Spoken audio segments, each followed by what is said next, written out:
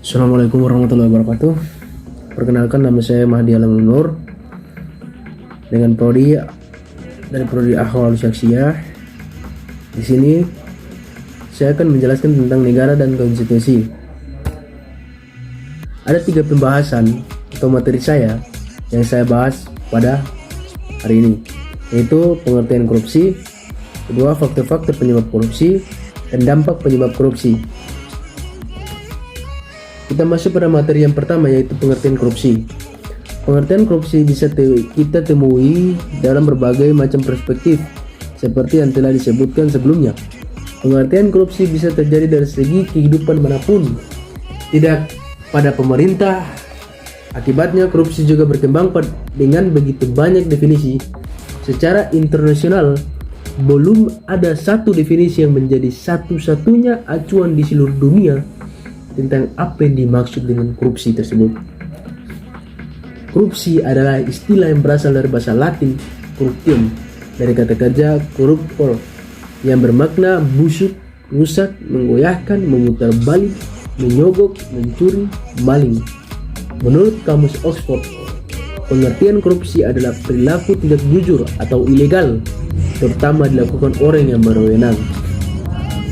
Menurut Kamus Besar Bahasa Indonesia, pengertian korupsi adalah penyelewenangan atau penyalahgunaan uang negara bagi perusahaan, organisasi, yayasan, dan sebagainya untuk keuntungan pribadi atau orang lain. Sementara itu, menurut hukum di Indonesia, pengertian korupsi adalah perbuatan melawan hukum dengan maksud memperkaya diri sendiri atau orang lain, baik perorangan maupun korporasi, yang dapat merugikan keuangan negara atau perekonomian negara. Berdasarkan Undang-Undang Nomor 31 Tahun 1999, Undang-Undang Nomor 20 Tahun 2001, ada 30 delik tindak pidana korupsi yang dikategorikan menjadi 7 jenis, yaitu kerugian uang negara, penyuapan, pemerasan, penggelapan dalam jabatan, kecurangan, benturan kepentingan dalam pengadaan barang dan jasa, serta gratifikasi. Dalam arti yang luas, pengertian korupsi adalah penyalahgunaan jabatan secara resmi untuk keuntungan pribadi. Semua bentuk pemerintah atau pemerintahan rentan korupsi dalam praktiknya. Beratnya korupsi berbeda-beda, dari yang paling ringan dalam bentuk penggunaan pengaruh dan dukungan untuk memberi dan menerima pertolongan sampai dengan korupsi berat yang diresmikan dan sebagainya. Kita masuk pada materi yang kedua, yaitu faktor-faktor penyebab korupsi. Terkadang kurangnya pengetahuan tentang faktor penyebab korupsi membuat masyarakat tidak mengetahui bahwa perbuatannya termasuk tindak korupsi. Maka dari itu, faktor penyebab korupsi termaksud pengetahuan dasar yang harus dimiliki. Ada beberapa faktor penyebab korupsi yang menjadi pemicu perilaku kotor ini. Faktor penyebab korupsi harus dipahami semua orang untuk menghindari kerugian yang dihasilkannya. Faktor penyebab korupsi bisa datang pada siapa saja dan latar belakang apa saja.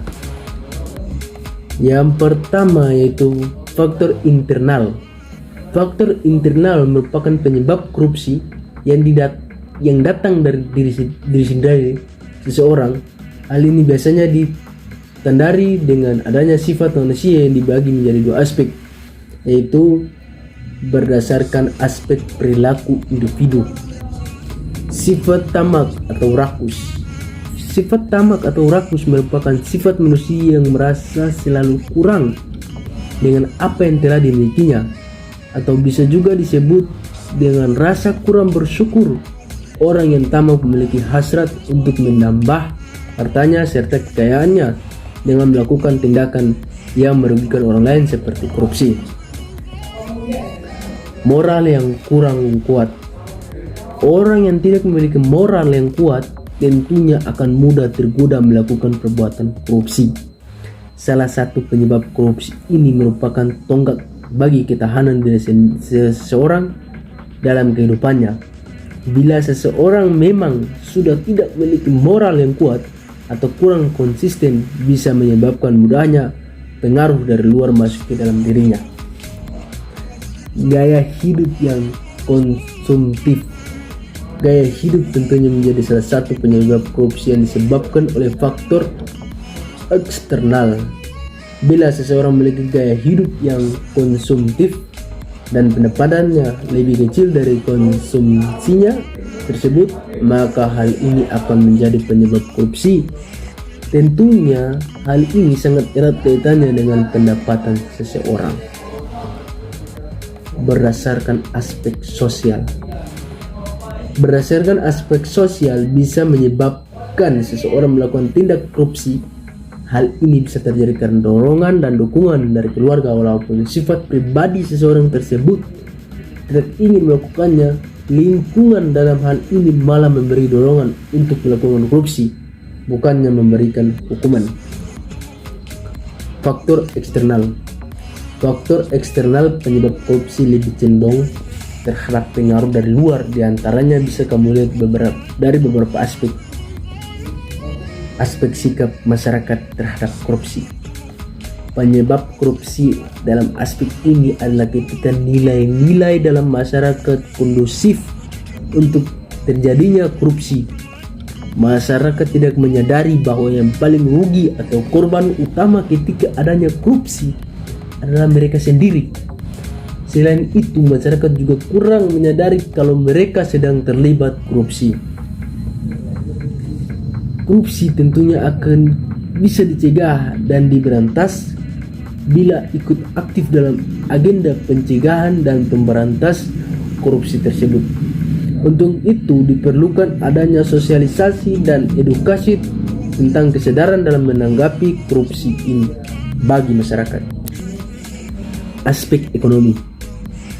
Aspek ekonomi hampir mirip dengan perilaku konsumtif pada faktor internal.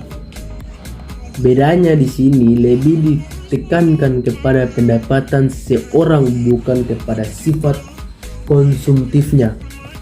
Dengan pendapatan yang tidak mencukupi bisa menjadi penyebab korupsi dilakukannya seseorang. Aspek politis. Pada aspek politis, korupsi bisa terjadi karena kepentingan politik serta meraih dan mempertahankan kekuasaan. Biasanya dalam aspek politis ini bisa membentuk rantai-rantai penyebab korupsi yang tidak terputus dari seseorang kepada orang lainnya. Aspek organisasi. Dalam aspek organisasi, penyebab korupsi bisa terjadi karena ada beberapa hal seperti kurang adanya keteladanan kepemimpinan, tidak adanya kultur organisasi yang benar, kurang memadainya sistem akuntabilitas yang benar, serta kelemahan sistem pengendalian manajemen dan lemahnya pengawasan. Masuk pada materi yang ketiga, yaitu dampak penyebab korupsi. Korupsi mengakibatkan melambatnya pertumbuhan ekonomi negara. Menurutnya, investasi, meningkatkannya kemiskinan, serta meningkatnya ketimpangan pendapatan. Korupsi juga dapat menurunkan tingkat kebahagiaan masyarakat di suatu negara. Dampak korupsi